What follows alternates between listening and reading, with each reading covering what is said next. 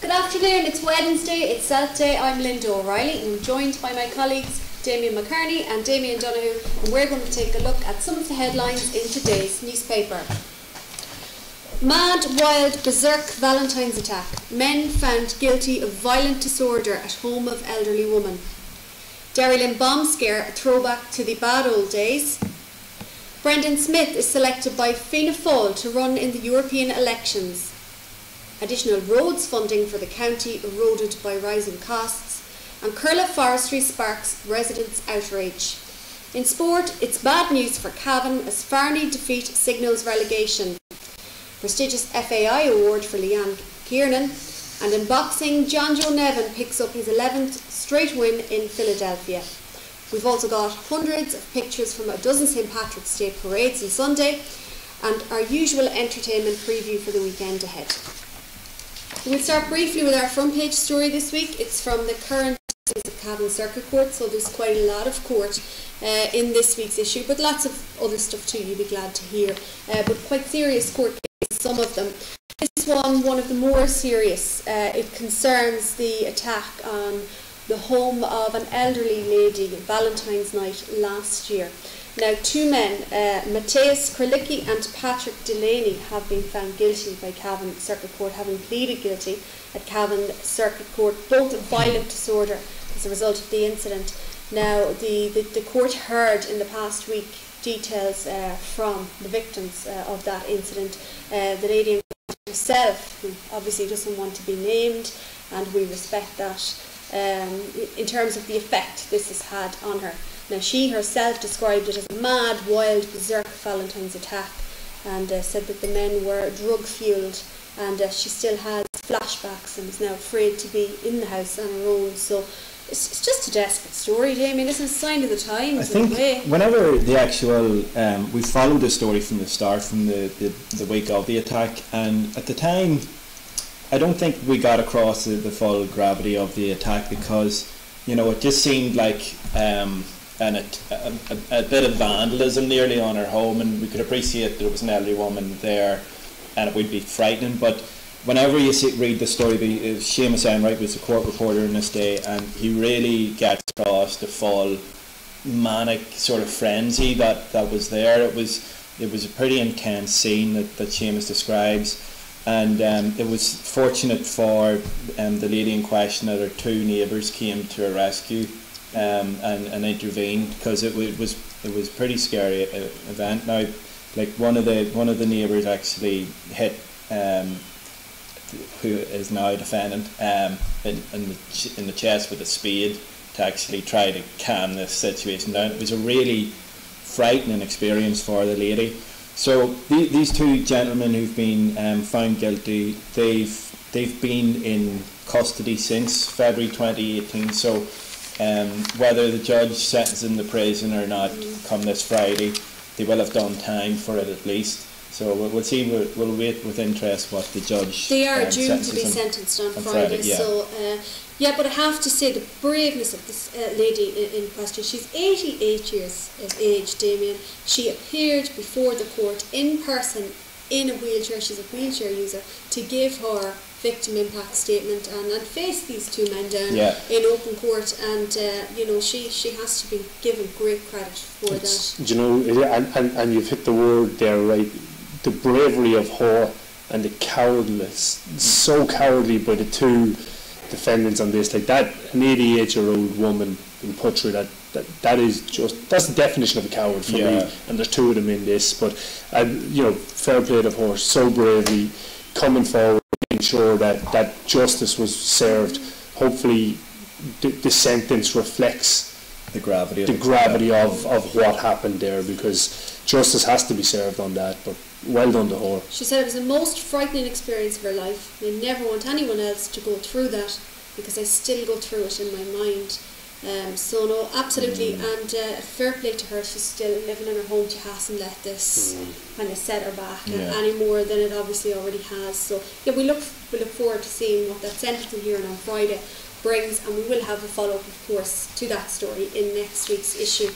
Moving on to our page 3 story this week, you may have heard it on some media already, or indeed on our website, and that was the bomb scare in Derry Lane at the weekend on Saturday. So a very busy bank holiday weekend, and Sean McMahon was on the scene, our man on the scene as usual, and the whole town, or the whole main street, was shut down for effectively 2 hours while PSNI officers and bomb disposal experts dealt with the situation. But quite a huge level, Damien, of disruption caused. I mean, there was people on the way to a wedding, it would appear, in the Sleevus Hotel were caught up in this, and the PSNI even apologised to them on their Facebook page. Do you know, I'm relieved that Sean was there, because I was in the traffic jam and had no idea it was a bomb scare. I was sitting with my wife waiting to go up to see my mum, and we were sitting there for half an hour, and Francis going, well, what's going on here? Going, I don't know. Thankfully Sean knew. Yeah, well, I suppose that a lot of people at the scene who Sean spoke to, a lot of them didn't wish to be named, had said that they were concerned that in a post-Brexit scenario that this was a taste of more to come, not necessarily just in terms of bomb scares or security alerts, but just in terms of the queues and the traffic and trying to traverse the border. So I'd hope that doesn't happen. Yeah, you'd hope, but you'd imagine with the current context that it looks likely that it might happen. What I don't understand is what's going to be achieved by bomb scares or by bombs in the context of a Brexit situation. I'm getting it hard to relate the two. Maybe I don't have an answer for you there. No. Bomb scares are just bizarre. I don't know. I don't understand the background of that now. But in terms of delays on the border, we were informed, the Oireachtas Committee and the Dáil were informed that everyone would need a green card to pass the border in order to enter, to guarantee they've got car insurance to avoid you having your car lifted in the event that you didn't. And that was, you're supposed to give a month's notice. Now I don't know how many, we must do a poll in the office to see how many people have got the green card to go north, but I'm guessing no one has, and that's in the event of a no-deal Brexit, which is still on the cards, and afraid it's a possibility. 8 days out from the deadline, so at this stage possibly it's looking like an extension. Damien, what do you think? Well, it seems like she's written a letter to EU looking for an extension, so by all accounts the long extension's ruled out, so she can go for up to the 30th of June, which is the day in which the European Parliament sits for the first time. So that's what it seems like she's aiming for, but only on the condition that she has a deal or a plan in which to get a deal through. There's no sign of that coming, so there is a possibility of a no-deal Brexit, but fingers crossed. I mean, they can't possibly be involved. I mean, it would be the most ridiculous farce if they were to be involved in the European elections because of an extension. I don't think that's possible, because she's not going to want the ERG's cohort to swell significantly in the next election, which it will. And she's already had enough trouble with them in the cabinet. So. Watch this space. If you're already Brexit fatigued, you may get used to it, because just little over a week to go to the deadline, there's going to be a lot more of it. So we'll watch that space and we'll keep you updated as major developments happen on our website, www.anglocelt.ie. That's a nice segue to I was thinking. And the European elections, of course, Fianna Fáil Cavan deputy Brendan Smith was selected in Longford at the party convention to run in the European elections in the Midlands North West constituency, which of course includes Cavan and Monaghan, Longford, Leitrim, Westmeath, other counties around. So, do you have an issue with that, Linda, that he's already been selected as a TD, to run as a TD, and now he's going to run as an MEP as well? Yeah, it's a curious one. Like, I mean, and there are other examples of it. For example, Matt Carthy is kind of trying to ride two horses at the same time. Brendan Smith. Now, Liam Van Respect, to an extent, who's the Labour candidate in the local elections, but had previously declared for the general elections. So, I mean, there's a lot of it happening. I mean, it's allowed in the rules, but obviously if he's elected to York for Fianna Fáil, there will have to be a by-election. Do I think it's right? Would it be a by-election or would it be a shoe-in? What do you mean, sorry? Is it not co-option? It would have to be a by-election. Well, for the for the Dáil it would have to be a by-election, but for the council it would be somebody would be co-opted in that scenario. I think it's something I hadn't really thought much about, whether it's right or wrong. I suppose it harks back to the days, remember when they had the dual role where some were county councillors and simultaneously were TDs, and then they brought an end to that. Yeah. So maybe this could be the next step if they were to look at that. I just think that, you know, and I'm not picking on Brennan here, but I think if you vote for someone, you should have the expectation to going to fulfil the term in which he stood. You know, if you're voting for Deputy Brennan Smith to stand in the Dáil for you, you'd like to think that he's going to be there. A fair point. See your point. I mean, you have to, he's got having to said get that, some candidate in Europe though. I mean, yeah, well that's it, and the way it falls, and I'm kind of defending Brendan Smith on this point, at the stage in his career that he's at, maybe a good progression for him is to get the Europe. There isn't another opportunity that he would leave his position as TD and then sit idle, you know. So what do you think? It's like a retirement home? No, but I'm saying, but for him to progress in his career is what I'm saying, is that this is a natural progression. Well, the thing about him that I think he could bring, particularly from an Irish point of view, is that he was a former Minister for Agriculture, which, let's face it, is going to be key for our European representatives going to Europe. Like, we really need to nail, well, this cap that's being negotiated at the minute, we really need that to work for us, or we're I mean, in trouble. Presumably the representation that we have in Europe is going to be more important now in a post-Brexit context. And I mean, party politics aside, whether you love or hate Fianna Fáil, you have to hand it to Brendan. He's got a lot of experience.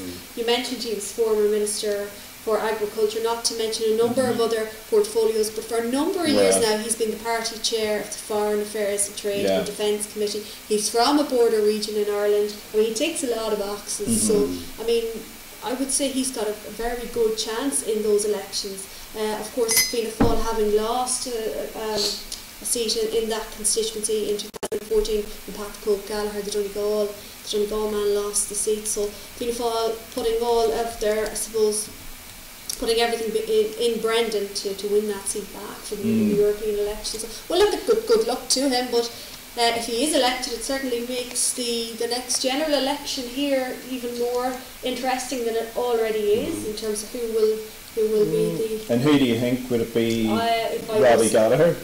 Well, Robbie is already selected to run on the Monaghan side, and Niamh, obviously, as a sitting TD, is already selected to run in Cavan. If I was a betting woman, I'd say Councillor John Paul Feely.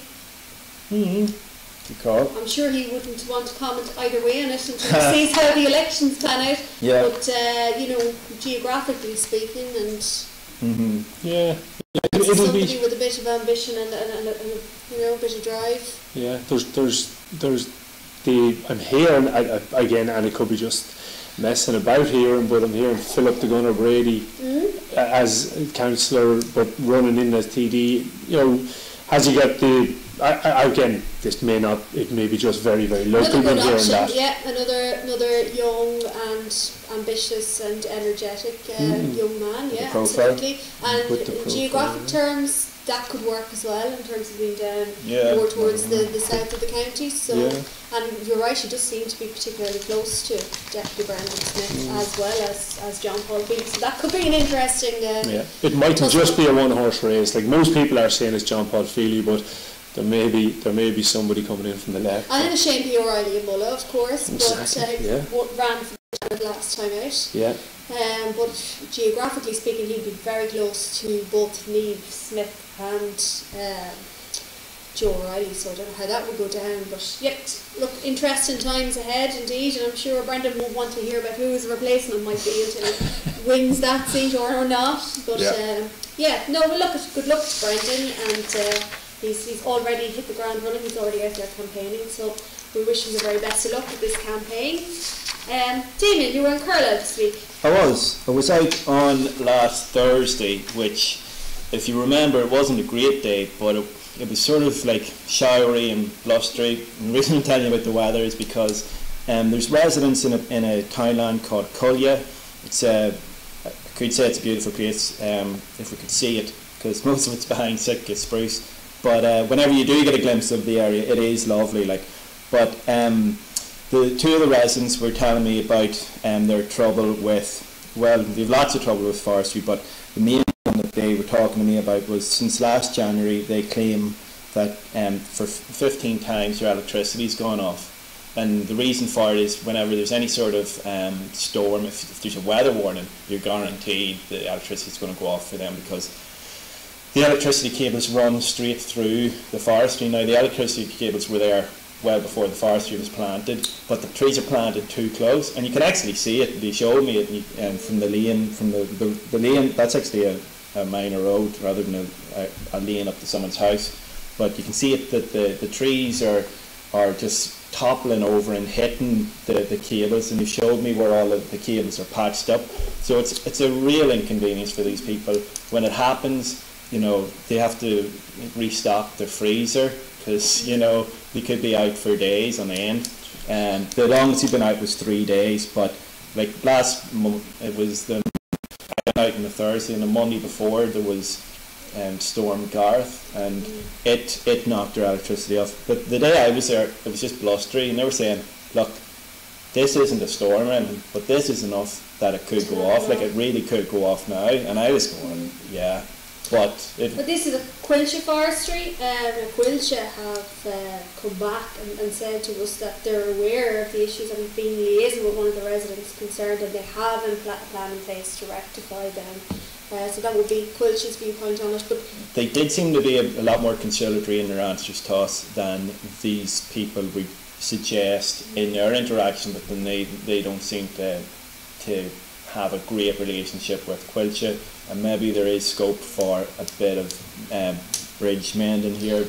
Well, Kieran Doyle would contend that any time a tree falls down and blocks the access route, that he's the one more often than not that has to go out and clear the road. Yeah, well, if the photograph shows, I don't know if you have it up on the screen there, Damien, but like that's what I had to drive through to get up, and you can see that tree stretched the whole way across the road, and he cut a pathway through. So like, but they had to get the fire engines down to cut through recently. But he says it's an ongoing problem, and they just need the trees to be taken back from the road far enough that they don't fall and block it, and keep away from the electricity far enough. And like the same thing with telephone lines. You're saying like people just couldn't be bothered paying for a landline because the line was constantly getting broken down, and yet they were still expected to pay for the line rental when they didn't have it. You presume that those trees were planted before the planning idea of the lines would have happened, but because you see now in modern forestry, you see the gap either side of a telephone line or an ESP line, electricity line. Have increased those. They've doubled them from 30 metres to 60 metres. And that's in distance from a house as opposed to an electricity line.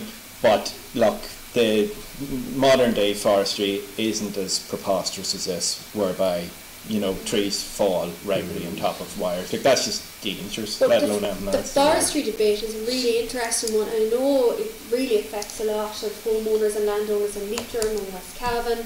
On the one side, you've got people who don't want forestry near their homes. They say it blocks out their light and causes loads of other problems, possibly devalues their homes. And then the other side of the debate, you've got the department and Quilcha and other organisations pushing it and pointing out to the revenue that can be gained from it and the various grants and schemes available. Well, the department would reject that it blocks light from houses, because they say, look, the trees are 60 metres back from the property, so you know, it would want very low sun to block light from that distance. But yeah, the interesting thing is the timing of this, because it comes on National Forestry Week, and it is a live issue. I don't think there'd be a very, very, very small minority of people who have a problem with forestry, but there's a big number of people who have a problem with Sitka spruce forestry. So we've got a really good example of a responsible forestry owner on page 55. There's a lady who's planted a lot of oak forestry and has received awards for her forest maintenance. And look, people aren't really upset about broadleaf forestry. It's cypress spruce that grows Not inordinately fast. It just grows in an inordinate pace. It blocks out the landscape. It poisons the soil in terms of it acidifies it. There's runoff onto lakes. I mean, I'm not saying anything contentious because it's a fact. And so it's an issue where the government really needs to act on this, because it's causing a lot of distress in rural areas, particularly Cavan and Leitrim. And there's a meeting coming up in Cork and Shannon on tomorrow, yeah, in the Bush Hotel at 7:30, and there is a campaigner who's due to be the guest speaker at that Leitrim Forestry meeting, Kelsey Perlman. Mm-hmm. So that meeting's on tomorrow in the Bush Hotel in Cork and Shannon at 7:30 for anybody who's interested in forestry issues or affected by forestry close to their homes. We'll move on to sport, Damien. Not very good news, I'm afraid. So it's looking like Cavan are headed back for Division 2. You were at the match? I was at the match. Yeah, disappointing, very disappointing. Being beaten by your nearest neighbours, and not just beaten, but 99% sure you're going to be down in Division 2 as a result of it. And it's it's disappointing. Everybody knew Cavan was going to be up against it to stay in Division 1. The frustrating thing from my point of view, and I use the word frustrated deliberately, was that you've seen enough glimpses that Cavan were capable of staying in Division 1, but it just didn't look like the players believed it themselves often enough to get there, to get over the line. Like, you have to have a deep belief that you're good enough, and I don't think the Cavan players had that belief themselves, and I think that really cost them in the end. And Mickey Graham, in post-match interview, which Paul has in the paper, discusses, we didn't take chances, and I believe that's down to a lack of belief. If you don't believe you're good enough, you're definitely not. But you're not saying that Mickey should instill this belief in them, do you? Or is he partly responsible for that, or? I don't know. I don't think so. Again, I'm not privy to the inside. I don't know exactly what's going on in camp, but I don't. Mickey isn't a manager that knocks belief from my opinion anyway, and I don't think that would be happening. But they were in scoring zones and they refused to take chances. Yes, they're afraid of taking a shot. Right. Yeah. Like people, a couple of people after the game were kind of saying, "Oh, James Smith came on and he took a couple of shots that he shouldn't have been taking." Just give me that all day. Give me a lad that his first instinct is to take a shot. I used the example in the column this week of Conor McManus hit at least 3 wides, or at least 3 missed chances himself. He scored 2 points, and those 2 points were the difference in the sides. Yeah. Give me a player who's going to take a shot rather than one that's going to shy away from it all day long. So I think that Cavan players need to maybe back themselves a little bit more. In those, to make mistakes. Exactly. But could it be a legacy of 2 previous managers who have, drilled home this message? You shoot, the shooters shoot. Not everyone in the team is requested to shoot. I'll pull you on that one. 2 previous managers I don't agree with. I don't think Terry Hyland was stopping them from shooting at any point. No. And I don't even think that Matty McLean was possibly stopping us from shooting. Yeah. Maybe the setup was. He definitely had shooting zones, and he had certain players who were shooters. Yeah, maybe. They weren't allowed to shoot outside the shooting zone, and they had particular players that were key. Yeah, well, and don't get me wrong, I'd agree with don't shoot outside your scoring zone. I'd back that call all the time, because if you're not able to score inside that range, then why try to shoot outside of it? Yeah. But I still think when you get in range, you should be shooting. And I don't think that the previous Cavan managers were knocking or stopping people from shooting. Okay. Well, look at Mickey Graham hasn't been there that long in the overall scheme of things, and the championship's coming up. I mean, they've just played some of the best teams in the country, so presumably that's a good grounding for. That's it. Graham McKiernan came back. He scored 3 points when he came on. 2 frees granted, but 1 from open play on the right foot, thundering down the sideline. The stuff that we expect Grode as a top player being able to do. The worrying thing was that not enough of them stood up along with him. And that's something that has to be addressed. what the reason is. I delve into my opinion on what the reason is in the paper this week, but we'll leave that. Well, that's you have to buy the paper. Yeah, you have to buy the paper. Will Cavan O'Reilly be back for the championship? Yeah, he should be back for championship, definitely. Yeah, he should be back for championship. Like you're 9 weeks out at this point, so you've plenty of time to get injuries all cleared up.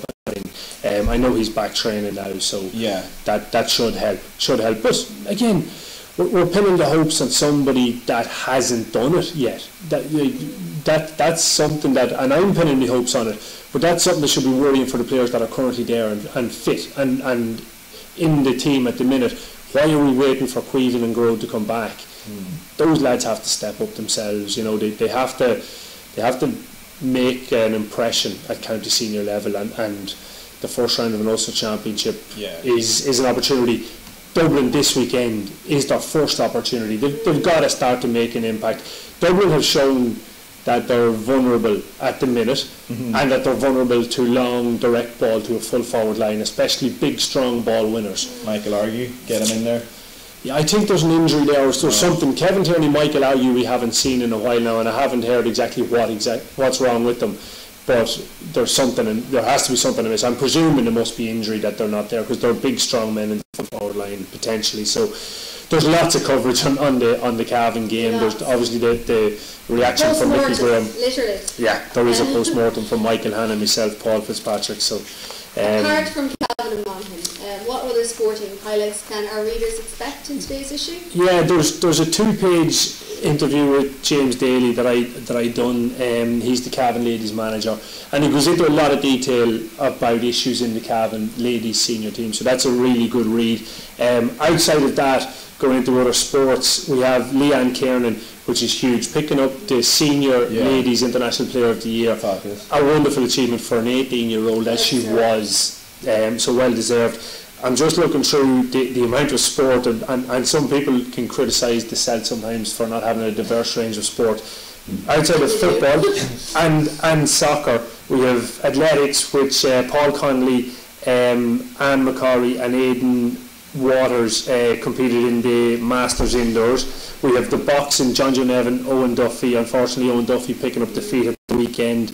Leona Maguire getting the top 5 place in Florida in the golf. You have the duathlon where Leo Doyle was competing. You have handball, and you have badminton where the Royal School picked up an Ulster A Cup. So you can't tell there's not diversity in sport in that one. Where's the soccer, Damien? Come on. Leanne's there. Soccer, yeah, that's it. That's the soccer. Leanne gets that. It'd be a bad week well if there's spotted. no handball in now, in fairness. Well, there has to be a bit, but there are lads getting ready for an All Ireland final. Two double teams getting ready for an All Ireland final in handball. So well deserved, but a great range of sport all covered in this week's paper. I'd just like to mention the parade pictures again. Having personally gone through hundreds of them on the bank holiday Monday, there are well over 100 photographs from 12 parades all over the county at the weekend, as well as other events such as the Fla launch, for example. Well worth picking up to see if our photographers captured you on film at whatever parade you chose to attend on Sunday. We'll also be putting some photographs up online throughout the week. So if you didn't make it into today's paper, keep an eye out on our website throughout the week. I think that's it. Anything else, guys? No. Great. Well, pick up your copy of the Anglo Celt on the way home and support your local newspaper.